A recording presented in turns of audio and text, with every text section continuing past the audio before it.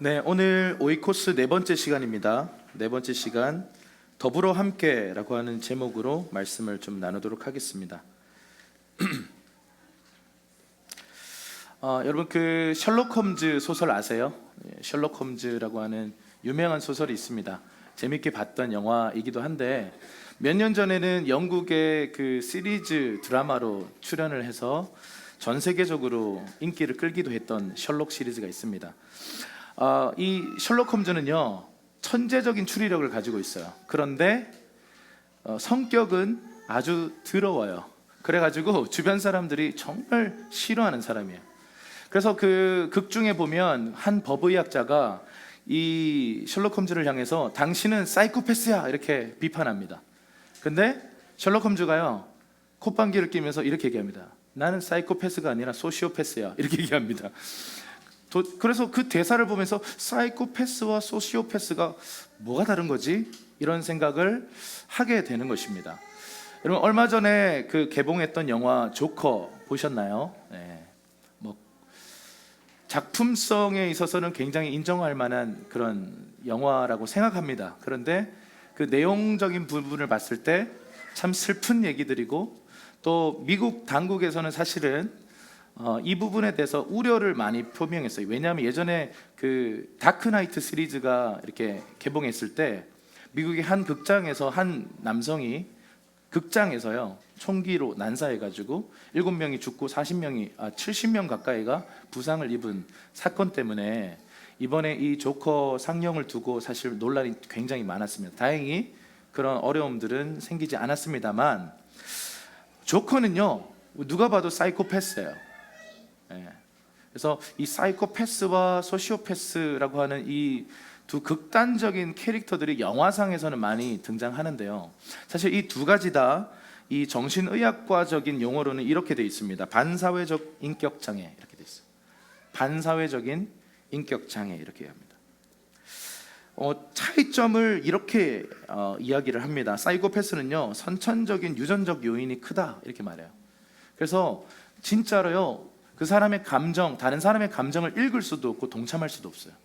다른 사람의 감정과 교류가 되지 않는 그래서요 그 사이코패스 영화 보면요 좀 무서워요. 정말 무서워요. 너무 대놓고 막 누군가를 살인하면서 웃어요. 이런 정말 이해되지 않는 어떤 인간의 어떤 모습들을 보여줍니다. 그런데 소시오패스는요 사실은 그렇게 보이지가 않아요. 정상인처럼 보인다는 데에 큰 문제가 있습니다. 정상인처럼 보이지만 앞에서는 웃지만 뒤로 가서는 칼을 들고 있어요. 소시오패스가 더 어떤 면에서는 더 무섭다라고 말할 수 있습니다. 근데 이 소시오패스는요 후천적인 요소가 강하다라고 학자들이 많이 주장합니다. 그래서 후천적으로 자랄 때 환경, 그리고 신체적인 감정적인 학대, 심리적인 외상, 부정적인 환경에서 크면서 소시오패스로 이렇게 자라갈 가능성이 크다 이렇게 말을 해요. 제가 오늘 왜 이런 좀 어떻게 보면 좀 극단적인 예를 드냐 하면요 점점 우리 사회가 소시오패스적으로 변화되어 가고 있는 것이 아닌가 하는 조심스러운 진단을 해보게 돼요. 오늘 제가 좀 그 특징들에 대해서 여러분들과 나열을 할 텐데 정말 그러한가? 나는 혹시 그런 소시오패스적인 성향이 내게 나타나진 않는지 한번 잘 살펴봤으면 좋겠어요. 자, 소시오패스의 인격 장애의 특징 제가 좀 정리해놨는데요. 이렇게 돼 있습니다. 기본적으로는 이렇게 말씀드릴 수 있어요. 윤리적인 규칙을 머리로는 이해하지만 반드시 지킬 필요는 없다라고 생각하고 양심의 가책을 느끼지 못하는 상태, 이게 소시오패스입니다. 자, 첫 번째, 서로 쳐다보지 마세요. 네, 서로 쳐다보지 말고 내 탓이다 이렇게 생각하시면 됩니다. 자, 첫 번째 특징이에요. 공감 능력이 결여돼 있어요. 내 옆에서 누군가가 아파해도요 아무 감정이 느껴지지가 않아요. 두 번째, 타인을 도구로 이용할 수 있는 수단이라고 생각합니다. 세 번째, 거짓말을요 많이 할 뿐만 아니라 굉장히 잘해요. 그리고 거짓말을 하면서도 양심의 가책이라는 걸 전혀 느끼지 않습니다. 네 번째, 양심의 가책을 느끼지 못한다는 거죠. 다섯 번째, 자신의 잘못이 드러나도 딱 잘못이 딱 드러났을 때 피해자 코스프레를 굉장히 잘해요. 여섯 번째, 철저한 자기중심성과 개인주의를 갖고 있습니다. 일곱 번째, 다른 사람에 비해서요 식욕이 강하고 성욕이 강해요. 여덟 번째, 자 진지하게 들으세요. 재미없는 일을 죽어도 하기 싫습니다. 그래서 충동적이죠. 자, 아홉 번째, 목적을 이루기 위해서는 사람을 속이고 이용해서라도 이루려고 합니다. 열 번째, 계산적으로 뭔가 이것을 내가 했을 때 어떤 이익을 얻을까라는 계산적인 그런 생각을 많이 합니다. 11번째, 자극적인 것을 좋아합니다.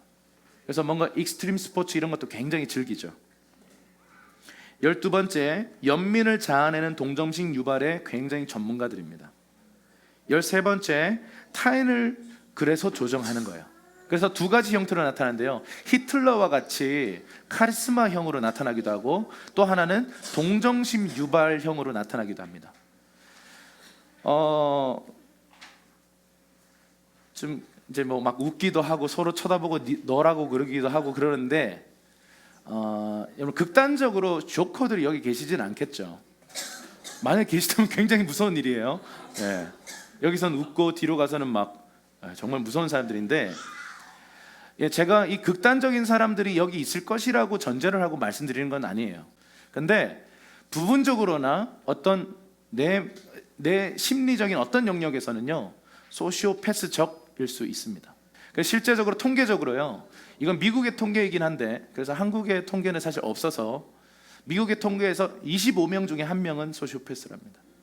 그러니까 우리가 지금 25명이 넘잖아요. 이 중에 1명은 통계적으로 소시오패스가 존재한다라는 거예요. 그러니까 우리 주변에는요 직장에 이렇게 딱 출근하면 소시오패스 상사가 있을 가능성이 있다는 거죠. 소시오패스 선생님이 있을 수 있고, 그리고 소시오패스들은요 성공에 대한 욕구가 굉장히 강하기 때문에 다른 사람을 짓밟고 막 이용해서라도 높은 자리에 올라가려고 하는 그런 성향을 갖고 있습니다. 그래서 우리 사회의 성공적인 위치에요, 뭐 기업의 사장이라든지 소시오패스일 가능성이 굉장히 큽니다. 도덕성 없고 다른 사람의 고통에 전혀 귀 기울이지 않고 그냥 내 길만 가는 그런 사람들이 있습니다. 이 극단적인 소시오패스, 사이코패스는 사실 유영철 같은 그런 사람들이 있죠. 연쇄살인마들. 살인을 하고요 죄책감 자체가 없고요. 여러분 연쇄살인마 중에 제가 정말 경악을 금치 못했던 장면이 있어요. 기자들 앞에서 웃으면서 사진을 찍어요. 열 몇 명을 죽였던 그 살인마가요. 그리고 어떤 친구는 막 이렇게 해요. 그러니까 어떻게 저렇게 행동을 할 수 있겠는가? 인간이라면 그건 불가능하거든요. 그게 이제 일종의 사이코패스입니다. 근데 소시오패스는요 다른 사람들과 감정의 교류를 하는 듯해요. 그게 문제예요. 감정의 교류가 되는 것 같아요. 그런데 이 사람들은 이론이고 연기예요. 사실은 교류가 안 되는 것입니다. 뒤로는요 전혀 공감 능력이 없는 채 누군가를 이용하기 위해서 감정 교류를 하는 척하는 겁니다. 그게 굉장히 좀 무서운 것이죠. 그러나 여러분 우리 사회가 점점 소시오패스적으로 가고 있다라고 하는 이 말에 여러분 동의가 되십니까?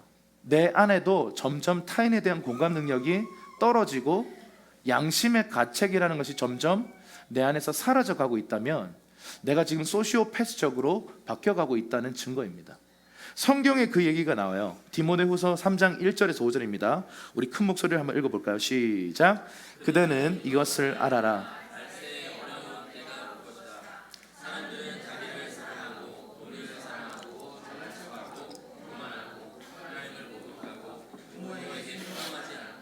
감사할 줄 모르고 거룩하지 않고 무정하고 화해하지 않고 남을 헐뜯고 무절제하고 난폭하고 선한 것을 좋아하지 않고 배반하고 무모하고 자만하고 하나님을 사랑하기보다 쾌락을 더 사랑하고 경건의 모양은 있으나 경건의 능력은 인정하지 않게 될 것이다.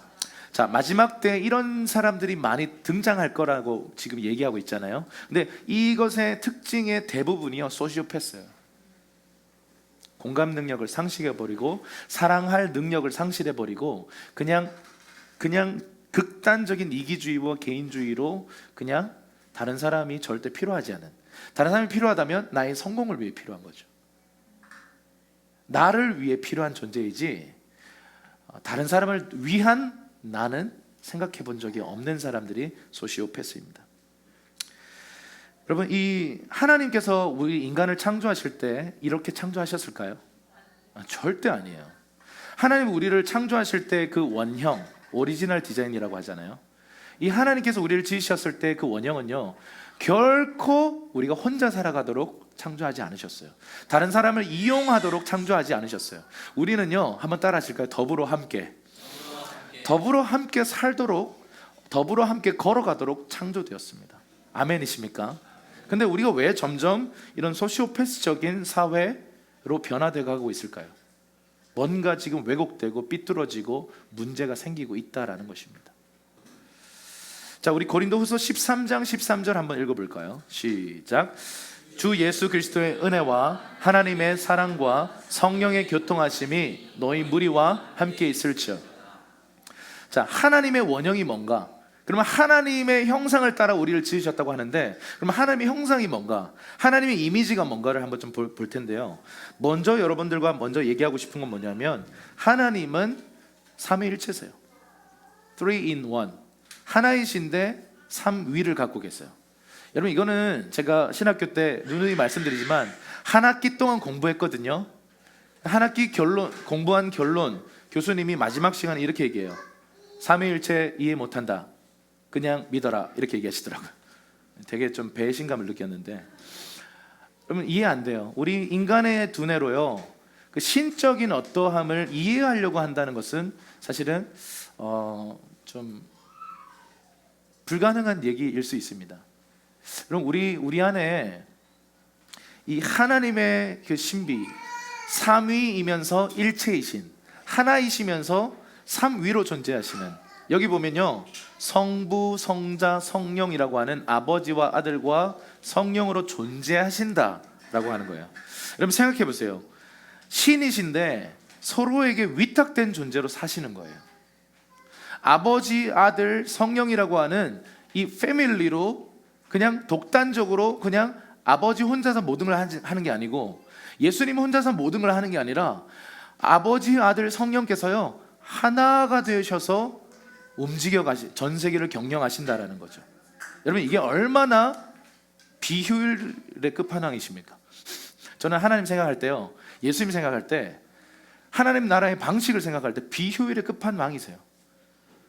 효율로 생각하면요, 그냥 툭툭 쳐내고 그냥 누가 대빵하고, 그죠? 시키는 대로 하고, 그러면 얼마나 효율적입니까? 그런데 이게 굉장히 비효율적인 것입니다. 그런데 여기 보면요, 이 하나이시지만 각 위격을 가지신 아버지, 아들, 성령님이 또 다른 기능과 사역들을 하시는데, 여기 보면 예수 그리스도를 향해서는 은혜의 사역이라고 말합니다. 은혜를 우리에게 주셨다라고 말합니다. 두 번째는 하나님 아버지의 사랑을 얘기하세요. 아버지의 사랑을 우리에게 주셨다, 이렇게 얘기합니다. 그리고 성령님의 교통하심이라고 하는데요, 왜 우리에게 축도 때 많이 하잖아요. 그래서 많은 목사님들이 교통 가마 역사 충만 온갖 것 다 붙이는데, 사실 본질은 교통이에요. 교통 빼놓고 다 붙이는 분들도 많이 봤는데, 교통이 본질이라고요. 교통이 코이노니아라는 단어예요. 나눠져 있는 것들을 연결시키는 거예요. 성령의 사역이 없으면요, 영이신 하나님과 우리는 연결되지를 못해요. 그래서 그 밑에 제일 밑에 보면 예배의 정의를 제임스 토런스라는 사람이 이렇게 정의 내립니다. 한번 볼까요? 예배란 성부 하나님과 성자 하나님의 만찬에 성령 하나님으로 말미암아 어떻게 한다고요? 참여한다는 거예요. 자, 이 말 좀 어렵게 되어 있는데 이런 겁니다. 성부 하나님, 아버지 하나님과 성자 예수님이요 같이 식탁 교제를 하고 있는데, 성령께서 오셔서 나를 데리고 가셔서 그 식탁 교제의 자리에 나를 앉히시는 거, 그게 예배라고 지금 이 신학자가 얘기를 한 거예요. 얼마나 멋진 정의 아니겠습니까? 성령님의 사역이 이런 거예요. 코이노니아의 영이신 주님이요, 우리와 그 하나님, 연결될 수 없는 하나님을 연결하시는 사역을 하는 분이 성령님이십니다. 그래서 성부, 성자, 성령이 각자 존재하시지만 하나로 존재하시는 이 신비 속에서 그분은 존재하시고 역사하시고 살아가십니다. 자, 그런데 창세기 1장 26절 한번 읽어볼게요. 네, 우리 아이들 소리 내도 괜찮습니다. 네. 시작. 하나님께서 말씀하시기를 우리가 하나님의 형상대로 우리의 모양을 따라 사람을 만들어 그들이 바다의 물고기와 공중의 새와 가축과 온 땅과 땅 위에 기는 모든 것을,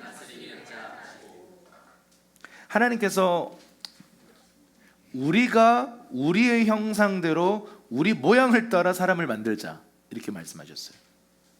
여기서 이 단어는요 엘로힘이에요. 엘로힘. 근데 이 엘로힘은 그 복수적 형태의 단어입니다.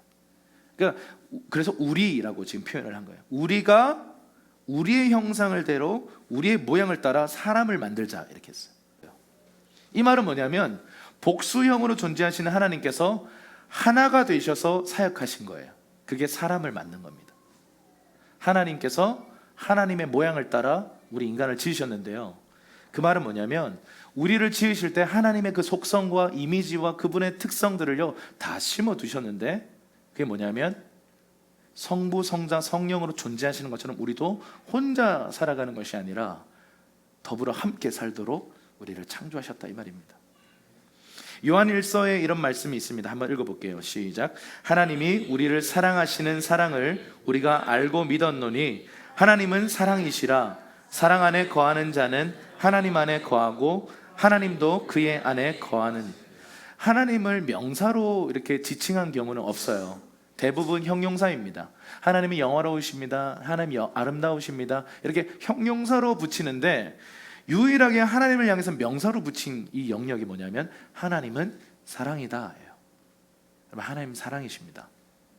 하나님의 깊은 속성 안에 사랑이라고 하는 인간의 사랑과 범접할 수 없는 조건이 없는 아가페 사랑이 우리 하나님의 사랑인 것입니다. 그래서 이 하나님께서 사랑이시기 때문에 여러분, 사랑은요 혼자 할 수 있는 게 아니잖아요. 사랑할 대상이 필요한 거예요. 그래서 하나님의 존재 방식 자체가요 혼자 존재하는 게 아니라 성부, 성자, 성령이라고 하는 이 삼위가 서로를 사랑하면서 하나 되는 관계로 존재하신다.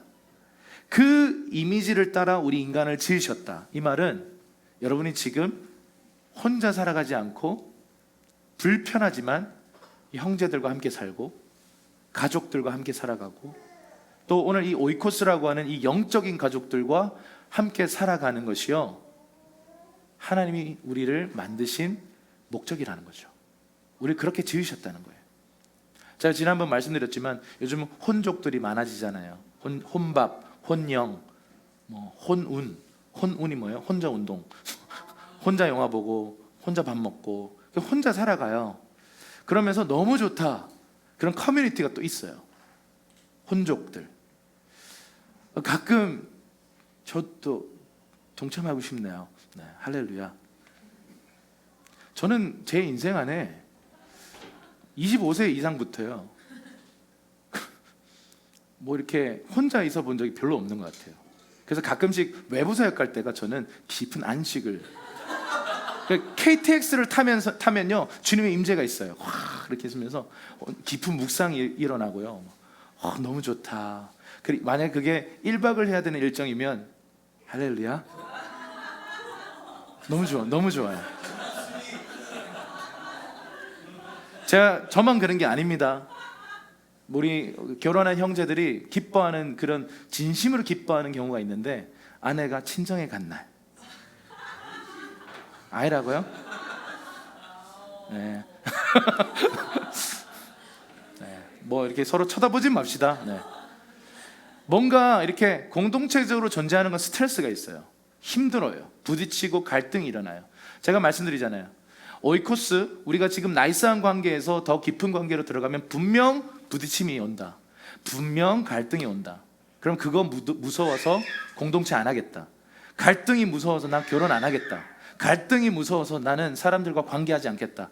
이것처럼 사실은 말도 안 되는 말은 없어요. 혼자 존재하는 것은 하나님이 보실 때 좋지 않다라고 말씀하셨고요. 그 존재 방식은 하나님이 디자인한 방식이 아니에요. 그래서 그 자체가 저주입니다. 그 자체가 고통이고 그 자체가 사실은 지옥의 일부분입니다. 그래서요, 우리는 뭐 싱글이냐 결혼이냐를 떠나서 우리는 함께 살아갈 수밖에 없는 존재입니다. 그런데 함께 살아가는 건 고통이 있어요. 갈등이 있어요. 그러나 여러분, 그것을 뛰어넘을 만한 충분한 이유가 있다라는 것을 오늘 여러분들과 함께 나누고 싶은 거예요. 아멘이십니까? 자, 우리 계속 한번 볼게요. 창세기 1장 21절에서 25절. 우리가 이 창세기는요, 지금 매일 성경이 지금 이 창세기 본문을 이제 시작했어요. 그래서 제가 준비하고 있는데 창세기를 이렇게 또 하시길래 너무 좋다 이런 생각을 했습니다. 그래서 아마 내일부터 요 내용들이 묵상 본문들이 시작될 거예요. 그래서 계속 묵상을 잘 하시면 좋겠고요. 창세기 1장 21절 25절 함께 읽겠습니다. 시작. 하나님께서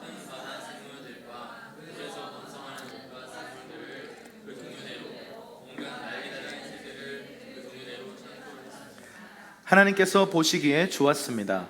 하나님께서 들짐승을 그 종류대로, 가축을 그 종류대로, 땅에 기는 모든 것을 그 종류대로 만드셨습니다. 하나님께서 보시기에 좋았습니다. 자, 이 식물, 동물, 새를 만드셨는데요, 반복되는 구절이 있습니다. 그 종류대로 만드셨다. 이 말은 뭐냐면 다양하게 만드셨다는 거예요. 아주 다양해요. 여러분, 새 종류만 몇 종이 있습니까? 몰라요. 동물의 종류는 몇 종이 있습니까? 몰라요. 정말 많은, 여러분 그 BBC에 그 방송하는 그 동물의 왕국 비슷한 그런 프로그램 보셨어요? 처음 보는 동물들이 정말 많아요. 아니, 무슨 이런 동물들이 지구상에 존재하는가 싶을 정도의 희한하게 생긴 애들이 참 많아요. 어종들도 여러분, 우리가 그냥 기본적으로 알고 있는 것 외에도요, 정말 희한하게 생긴 해저 동물들이 참 많습니다. 저기 심해에 가면요, 처음 보는 그런 희한한 동물들이, 그 어류들이 많이 있어요. 그런데요, 하나님께서 이 다양한 것들을 다르게 지으시고는 뭐라고 얘기하세요? 좋으셨대요. 하나님 보시기에 그 다양성이 보시기에 좋으셨대요. 여러분, 우리 하나님은요, 다양성을 제한하는 분이 아니세요. 다양한 각 종류들을 펼쳐놓으시고요, 그것들을 보시면서 내가 좋다 이렇게 말씀하셨어요. 이 자리에도요, 이 공간 안에도 참 다양해요. 우리는 인간적인 눈으로 보면 절대 하나 될 수 없는 존재들입니다. 할렐루야. 동의하시죠? 네. 기질도 다르고 문화도 다르고 배경도 다르고 심지어 국적도 달라요. 할렐루야. 그런데요, 이 다양한 것들을 보고 하나님 보실 때 심히 좋으셨대요. 그런데 전제 조건이 있어요. 그냥 다양성 자체가 좋으신 게 아니고, 다양함 속에서 이 다양한 개체들이요, 연합될 것이기 때문에 좋으신 거예요. 이게 대전제입니다.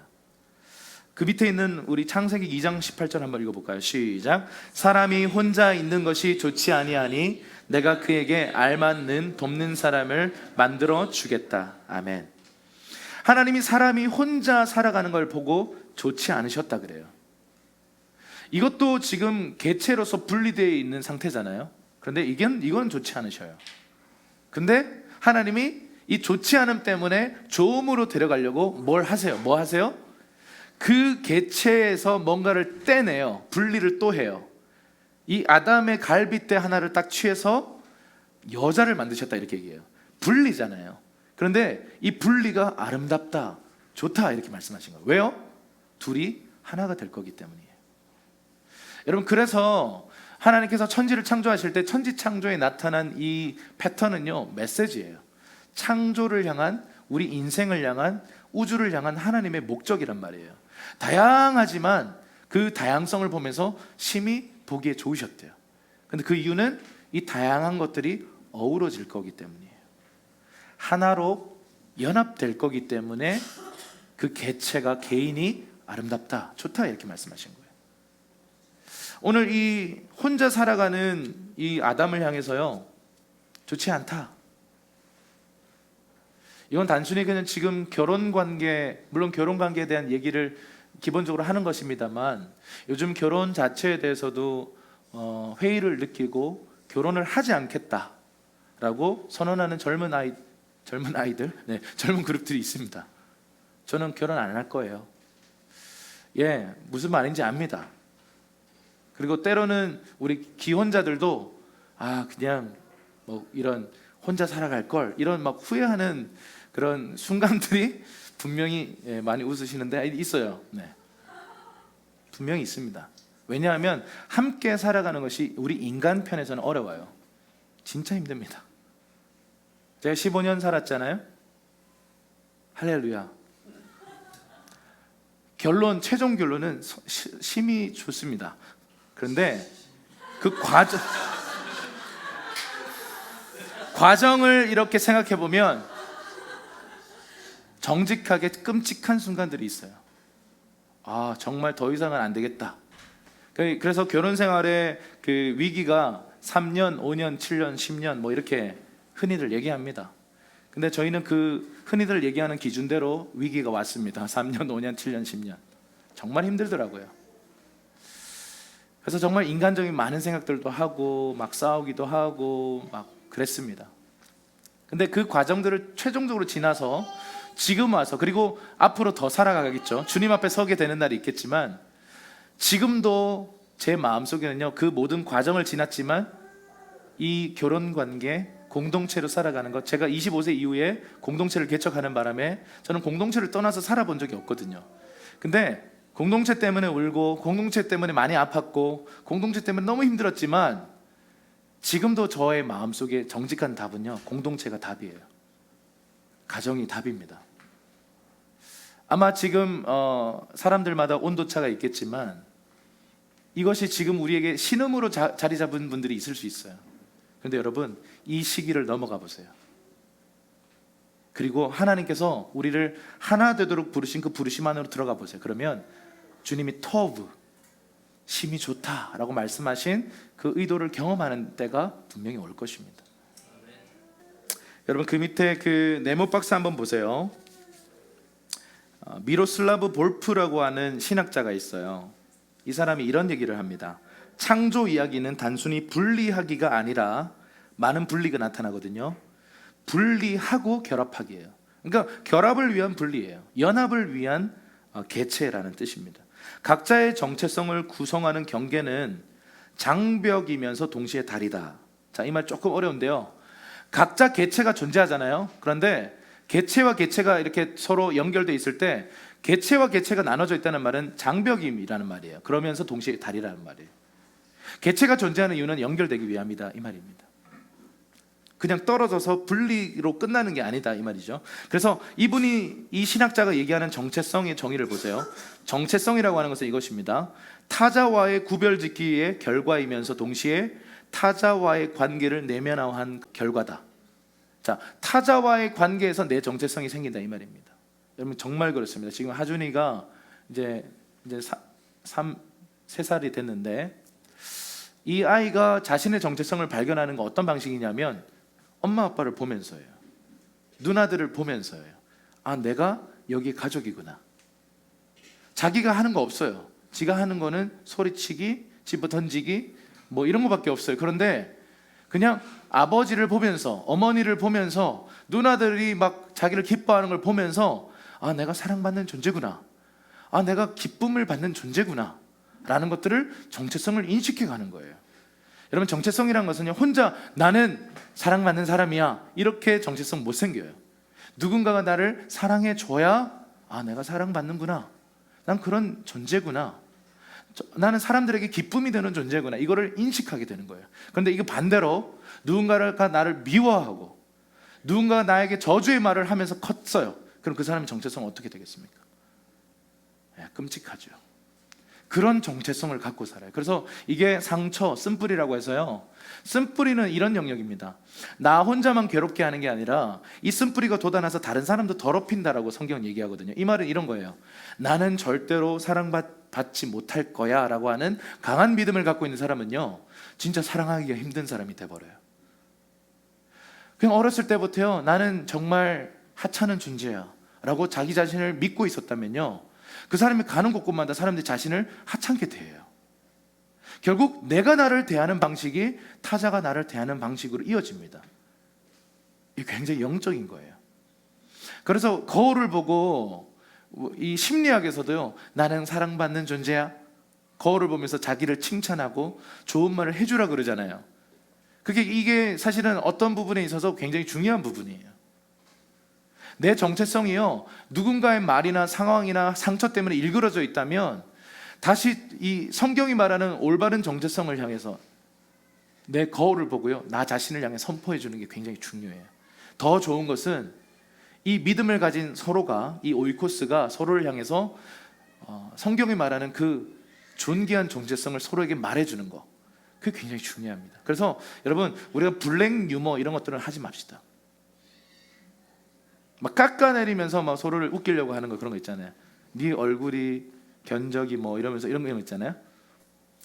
뭐 이런 것보다 서로의 자존감을 높여줄 수 있는 그런 격려들을 좀 많이 할 필요가 있어요. 우리 한번 할까요? 저를 따라서 한번 선포하실까요? 나는 존귀한 하나님의 자녀다. 아멘이십니까? 진짜 존귀해요. 여러분, 이 하나님의 형상이라는 이 단어가 어떤 뜻을 가지고 있냐면, 그 고대 근동에서의 이 용례, 이 단어를 쓸 때 이렇게 썼어요. 신적인 존재를 대표하는 존재로서의 왕을 상징했어요. 하나님의 형상대로 지음을 받았다, 이 말은요, 왕이다 이 말이에요. 이 말은 굉장히 존귀한 존재다 이 말입니다. 자, 그러면 모든 인간이 이런 왕적인 존귀함을 갖고 태어났다 이 말입니다. 그러면 내가 나 자신을 생각할 때, 다른 사람을 생각할 때 우리가 존귀하게 여겨주는 것, 존중해 주는 것, 이게 굉장히 우리에게 필요한 관점이다라는 것이죠. 우리 중간에 끊겼죠? 네. 계속 보시면, 즉 자아와 타자는 상호작용을 통해 자기 정체성을 형성하는 것이다. 이는 상호관계 가운데 존재하시는 삼위 하나님의 원형을 반영한 결과입니다. 그래서요, 하나님도 혼자 존재하는 게 아니라, 홀로 탁 존재하는 게 아니라 삼위일체로 서로 관계적인 존재로 존재하시면서 굳이 아담과 하와를 창조하셔요. 그리고는 아담과 하와를 그냥 뭐 짓누르거나 조종하거나 뭔가 이 아담과 하와를 막 괴롭힌 게 아니라 아담과 하와를 막 사랑하면서 인격적인 관계로 교제하자, 이렇게 초대하신 거예요. 심지어 자유의지라는 걸 주면서까지요, 이 위험한. 그래서 여러분, 오이코스는 위험하다 그랬어요. 그 사람이 나를 미워하면 어떡하지? 예, 그럴 수 있죠. 부딪힐 수 있어요. 그러나 사랑은요, 그 모든 것들을 감수하고 뛰어 들어가는 행위예요. 여러분, 사랑하면요 아파요. 누군가를 사랑하면 억울해요. 왜냐하면 가까이 갈수록 찔려요. 그 사람 안에 돋아나 있는 가시가 있거든요. 이런 가시 없는 인간이 있을까요? 저를 포함해서 이 방에 있는 모든 분들이요, 연약함이라는 게 있어요. 어떤 사람은 이 영역 주제만 나오면 날카로워져요. 어떤 사람들은 이게 먹는 거 앞에서 너무 날카로워지고 표적 설교 아닙니다. 네. 어떤 사람들은 어떤 뭐 관계적인 어떤 거 나오면 날카로워지고, 어떤 사람들은 돈 문제 나오면 날카로워. 사람마다 날카로워진다고요. 그 가시들을 갖고 산다고. 근데 그 사람들이 서로 사랑한다 그러면서 가까이 가보면요, 서로 막 깊이 찔리는 거예요. 그런데 그럼에도 불구하고 사랑하시겠습니까? 근데 하나님의 원형을 볼 때 하나님은 고통을 수반한다 하더라도 사랑하셨어요. 그럼 십자가를 생각해 보세요. 이건 엄청난 자기 희생 아닙니까? 아들을 내어주는 고통을 아버지께서 당하셨어요. 예수님은 자기 자신을 제물로 내어주셨어요. 성령님은 자기 자신을 한 번도 드러낸 적이 없어요. 아버지와 아들의 영광을 드러내세요. 자기를 철저하게 희생하는 것이 사랑이에요. 여러분, 오늘날은 자기중심적인 세상이에요. 나를 위해 네가 존재하고, 나를 위해 지금 이 모든 것들이 존재한다라고 생각하는 이 방식인데, 이것이 타락의 원형이에요. 사탄이 처음으로 하나님 앞에 가졌던 생각이 내가였어요. 나였어요. 하나님 중심에서 내가 중심이 되기 시작할 때 타락은 시작됐어요. 그런데 사랑이라고 하는 것은 그 하나님이 말씀하시는 더불어 함께 조음이라고 하는 그 단계로 가는 길인데요, 유일한 길인데 너무 아파요. 고통이 수반됩니다. 그래서 우리는 고통스러운 거 하기 싫어하잖아요. 그래서 혼자 살기로 결정하면 그것 자체가 지옥이다 이 말이죠. 하나님은 우리 인간을 그렇게 짓지 않으셨다 이 말입니다. 자, 그래서요, 하나님 우리를 상호관계로 부르셨어요. 이것을 오늘 더불어 함께라고, 이거 뭐 더불어민주당 이런 거 아닙니다. 정치와 상관없습니다. 창세기 2장 18절과 21절 한번 읽어보겠습니다. 시작. 사람이 혼자 있는 것이 좋지 않으니 내가 그에게 알맞은 있는 사람을 만들었다. 여호와 하나님께서 아담에게서 지으신 갈빗뼈로 여자를 지으시고 그녀를 아담에게 데려오셨습니다. 그러므로 남자가 자기 아버지와 어머니를 떠나 그 아내와 결합해 한 몸을 이루게 되는 것입니다. 아멘. 사람이 혼자 있는 것이 주님 보실 때 좋지 않으셔서 알맞는 돕는 사람을 만들어 주겠다라고 말씀하셨어요. 그리고 두 사람을 부부라고 지으셨고 사랑의 관계로 하나로 결합되는 관계로 부르셨습니다. 개별이 좋다, 개체가 좋다, 개인이 좋은 이유는 뭐냐면 상호 관계 때문에 좋다는 거죠. 이 어울림이 없으면 하나로 존재하는 것은 의미가 없는 거예요. 각자가 서로 다양한 빛깔을 내잖아요. 우리 빨주노초 파란보 무지갯빛이 있잖아요. 각자가 이 색깔이 아름다워요. 그런데 이게 의미가 있으려면요, 이 어울림, 7빛깔 무지개가 함께 이렇게 비춰질 때, 그래서 하나의 색깔들이 의미가 있다라고 성경은 이야기하는 것입니다. 그럼 저는 현악기를 되게 좋아하거든요. 관악기도 좋아합니다. 우리 현악기 삼중주를 하면 보통 뭐죠? 바이올린, 비올라, 첼로잖아요. 물론 컨트라 베이스도 있긴 합니다만 이 음역대, 고음역, 중음역, 저음역, 저는 첼로를 좀 좋아해요. 저음역대의 그 깊은 이건 정말 좋아합니다. 근데 이 현악기를 들으면요, 첼로만의 이 맛이 있어요. 비올라는 이 중음역대여서 사실 이 약간 낮으면서 또 약간 높습니다. 그런데 이 바이올린 같은 경우는 고음역대죠. 막 가슴을 후벼 파요. 그래서 막 이렇게 연주하면요, 막 가슴이 막 뛰어요. 근데 첼로는 이 저음역대에서 하면요, 뭔가 깊은 어떤 것이 막 우러나와서 음악적으로 표현할 때 참 좋아요. 그런데 이 현악이 삼중주로 연합해서 소리가 나오면요, 참 기가 막혀요. 오케스트라로 이 많은 이 부대들이 함께 연주하면요, 또 말할 수 없는 선하고 아름다운 그 조음들이 펼쳐져요. 하나로 좋았지만 둘은 더 좋아요. 둘이 하나 될 때 좋겠죠. 불협화음이 일어나면 안 좋겠죠. 셋이 되면 더 좋아요. 하나가 될 때요. 그래서 여러분, 정말 실력 있는 오케스트라의 협연을 딱 들으면요, 뭔가 벅찬 어떤 감동들이 일어나요. 그런데 그렇다고 갑자기 이제 오케스트라 중에서도요, 가끔씩 솔리스트들이 있잖아요. 바이올린 솔리스트 혼자 막 나오는데, 와, 전체가 함께 협연하다가 갑자기 멈추고 혼자 막 나오는데 그게 또 막 가슴을 후벼 파요. 혼자라서 좋아요. 그런데 혼자라서 좋은 이유는 함께이기 때문에 그 혼자가 의미 있고 좋은 것이죠. 성경의 전제는요, 너희가 상호작용, 상호보완, 상호적으로 서로를 존중하기 때문에 너 개체 하나하나가 아름답다, 이렇게 얘기하는 것입니다. 결국 우리 인간을 하나님 지으실 때요, 더불어 함께 살도록 지으셨다라는 것입니다. 요한복음 17장 21절의 말씀을 함께 읽겠습니다. 시작. 아버지여, 아버지께서 내 안에 계시고 내가 아버지 안에 있는 것 같이 그들도 모두 하나가 되게 하시고 그들도 우리 안에 있게 해 아버지께서 나를 보내셨다는 것을 세상이 믿게 하소서. 자, 우리가 복음을 전해야 된다, 복음을 전해야 된다 말하지만, 복음 전해야 합니다. 그런데 확실한 복음 전도의 방법이 있습니다. 예수님이 이렇게 제시하셨어요. 우리가 하나 될 때 세상이 예수를 알게 된다는 거예요.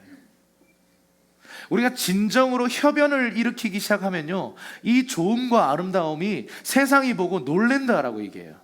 그리고 예수님을 믿게 된다, 이렇게 얘기합니다. 여러분, 우리가 이 교회가요, 그 갈등을 넘어서 각자의 상처와 예민함과 가시를 뛰어넘어서 정말 성령 안에서 하나 되기 시작할 때 무슨 일이 벌어지냐면요, 초대교회에 일어났던 그 일들이 일어나는 겁니다. 사람들이요, 칭송하기 시작하고 구원받는 사람들의 숫자가 막 계속 증가하는 그 일들이 일어나기 시작할 것이다 라고 말하는 거예요. 우리 아모스서에 이런 말이 있어요. 두 사람이 동행할 건데 마음을 합하지 않고 어떻게 동행할 거냐. 성경에 보면 마태복음에 합심이라고 표현을 해요. 마음을 합치는 것이요. 부부가 마음을 합치는 것, 그리고 교회가 마음을 합치는 것, 어떤 때는 어떤 순간은 불가능해 보입니다. 우리 너무 달라. 너무 달라. 여러분, 너무 다르기 때문에 아름다운 거예요. 우리 달라야 돼요. 만약에 이곳에서요 갑자기 막 모두 다 성령 안에서가 아니라 서로의 다름을 극복해서 하나 되는 게 아니라 그냥 어떤 일정한 규격 안에 우리 모두를 구겨놓고 아멘해 이렇게 나간다면 이것은 공산주의죠. 이거는 아름다움이라고 말할 수 없어요. 이건 통제고 조종입니다. 하나님은 우리를 조종하지 않으세요. 자유의지를 주시고요, 다르지만 하나님의 사랑 안에서 하나 되도록 우리를 부르시고 계시다는 거예요. 그래서 여러분, 서로를 바라볼 때 진짜 우리 너무 다르다, 이 공동체 하면서 오이코스 하면서 우리 진짜 성격 차이가 심하다. 예, 하나님 그렇게 지으셨어요. 그래서 아름다운 거예요. 그래서 좋은 거예요. 왜요? 그럼에도 불구하고 우리가 그리스도 안에서 하나 될 것이기 때문에 그렇습니다. 이 불가능해 보이는 이상을 향해서 우리는 올 한 해 진격할 겁니다. 작년 말에 경험했던 진통은 예방주사라고 생각합시다. 이제 또 다른 어떤 일들이 있을 수 있지만 여러분, 이 포기하지 않고 계속 이 길을 갈 때 우리 안에 하나님의 나라가 어느새 펼쳐져 있을 거예요. 어느새 풍성한 삶의 그 비밀인 그 열매들이 조금씩 맺혀가기 시작할 겁니다. 그 밑에 있는 말씀 읽어볼게요. 요한복음 15장 시작. 내가 내 아버지의 계명을 지키고 내 사랑 안에 있을 것이다. 내가 이것들을 너희에게 말한 것은 내 기쁨이 너희 안에 있어 너희 기쁨이 충만하게 하려는 것이다. 내 계명은 이것이다. 내가 너희를 사랑한 것 같이 너희도 서로 사랑하라. 자, 이렇게 말씀하세요. 예수님의 계명을 지키면 예수님의 사랑 안에 있게 된다, 이렇게 말해요. 자, 이거 논리가 이어져요. 예수의 사랑 안에 있으면 어떤 일이 벌어져요? 기쁨이 충만케 된대요. 여러분, 기쁜 삶을 살기 원하시죠? 행복하기 원하시죠? 그러면 예수님의 계명을 지키면 이 사랑과 기쁨이 내 삶 안에 부어진답니다. 근데 예수님의 계명이 뭐라고요? 서로 사랑하래요. 자, 이 말입니다. 서로 사랑하면 행복해진다, 이 말이에요. 서로 사랑하면 예수님의 사랑과 기쁨이 우리에게 쏟아 부어진다, 이 말입니다. 이게 예수님의 약속입니다. 근데 서로 사랑하는 걸 우리가 점점 못할 것 같은 사회를 살고 있어요. 세상에 나가서 누군가와 서로 사랑한다, 만약에 사랑으로 대하면 이렇게 얘기하겠죠. 왜 이래 이거? 이렇게 얘기하겠죠. 네가 뭔데 나한테 이래? 왜 나를 사랑하고 난리야? 라고 사실은 거절을 당할지도 모르겠어요. 여러분, 우리가 먼저 이 믿는 자들 안에서 서로 사랑할 때, 그리고 이 사랑이요, 믿지 않는 자들과 우리의 일터와 믿지 않는 친지들에게 이 사랑이 흘러갈 때 교리가 흘러가게 하지 마십시오. 막 예수 안 믿는다고, 예수 안 믿기 싫어하는 사람한테 지옥에 나가라 이렇게 하지 마세요. 이렇게 막 go to hell 이러면서 막 이렇게 막 욕하고 막 이 사탄의 자식아 이렇게 막 싸우는 분들 봤어요. 제가 복음 전도자인데 걸걸하시더라고요. 근데 막 누가 와서 이렇게 방해하고 이러니까 이 사탄의 자식아 이렇게 막 욕하시던데 순간 제가 굉장히 얼굴이 뜨거워졌어요. 여러분, 우리가 세상에 가서 교리를 전하는 게 아니라 결국은 사랑하면 하나님이 흘러가신다는 거죠. 아멘이십니까? 이렇게 말하는 저도 힘들어요. 정말 사랑을 선택하고 또 선택하고 또 선택해도요, 그 선택하기 직전에 제 마음의 상태 항상 힘들어요. 목회를 저도 이제 꽤 했네요. 2013년도에 교회를 개척했으니까 지금 두 번째 교회를 지금 개척해서 이제 만 2년, 이제 딱 만 2년이에요. 이 교회가 개척된 딱 만 2년인데 2년 내내 하나님이 그 신년에 그 뽑았던 그 말씀 카드가 다 사랑이었어요. 얼마나 힘든지 몰랐어요. 하나님이 우리를 사랑을 가르치실 때 결국 내가 죽어져야 그 사랑이라고 하는 영역 안으로 들어가더라고요. 네가 나한테 맞춰, 이건 사랑이 아니에요. 이게 자기중심성이죠. 내가 깨어지고 당신에게 맞추기로 기꺼이 결정하는 게 사랑인데, 근데 여러분, 어느 일방적으로 한 사람이 또 다른 사람에게 그렇게 하면요, 그건 종속이고 이것은 조종이에요. 여러분, 일방적으로 한 사람이 한 사람에게 맞추는 것은요, 조종, 종속당하는 거고, 뭔가 건강한 관계가 아니에요. 한 사람만 일방적으로 맞추는 것은요, 두 사람 다 서로가 죽어서요, 서로에게 맞추기를 결정하는 것이 그게 진정한 관계예요. 그래서 여러분, 필요하다면 부부 싸움을 하십시오. 필요하다면 오이코스에서 그 사람과 싸우세요. 제가 지금 싸우지 말라라고 말하지 않습니다. 건강하게 싸우는 법을 배우셔야 돼요. 내가 싫은데 여러분이 일방적으로 맞추잖아요. 그 관계는 건강한 관계가 아닙니다. 나는 짜장면을 먹고 싶은데 그 사람은 짬뽕만 먹인다. 여러분, 나는 싫다라고 말해야 돼요. 나는 사실 짜장면이 좋아. 그 사람이, 근데 여러분, 내 의견이 반영되지 않고 오늘 어쩔 수 없이 상황들 때문에 짬뽕을 먹어야 돼요. 나는 짜장면을 먹고 싶었어 라고 말할 수 있어야 돼요. 필요하다면 싸움을 통해서라도요. 그걸 일방적으로 내가 희생한다, 사랑하니까. 아니요, 그건 희생이 아니에요. 뭔가 조종당하는 거예요. 그래서 여러분, 자신의 의견을 적극적으로 말할 수 있는 공동체가 되기를 바라요. 각자 안에 있는 독특한 그 독특성들이 나누어져야 돼요. 짓밟혀서는 안 돼요. 나는 사실 좀 독특하긴 한데 이런 의견이야. 물론 그 의견이 반영 안 될 수 있어요. 그런데 사람들이 알죠. 아, 이 친구는 저런 걸 좋아하는구나. 취향이 독특하구나. 그래서 다음에 결정할 때 이 친구에게 한번 맞춰주면 어떨까? 여러분, 이게 공동체인 것이죠. 여러분, 우리가 이 사랑을 배워나갈 때 하나님께서 더불어 함께라고 하는 이 부르심을 우리를 데려가실 때 내가 사라지는 게 아니에요. 내가 살아있지만 내 이 주권, 자기 중심성이 깨어지는 순간, 그리고 하나님이 이 인생 안에 중심으로 오실 때 진정으로 하나 될 수가 있습니다. 나의 중심이 저 사람이 돼서도 안 돼요.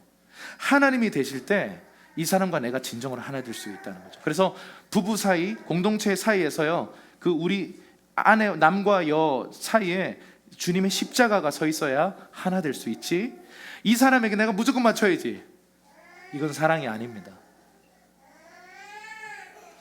마태복음 8장 34절입니다. 우리 마지막으로 이 말씀 읽고 우리 반주 준비해 주시고 우리 함께 기도하는 시간 좀 갖겠습니다.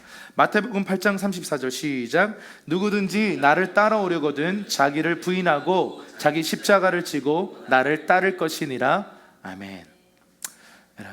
주님을 따라가는 첫 시작도 자기 부인이고 자기 죽음입니다. 그리고 그 완성도 자기 부인이고 자기 죽음입니다. 결국은 자기 중심성을 주 앞에 온전히 깨트릴 때 우리는 참된 삶을 살아갈 수 있다입니다. 우리 옆 사람에게 저를 깨트리겠습니다 한번 얘기하시죠.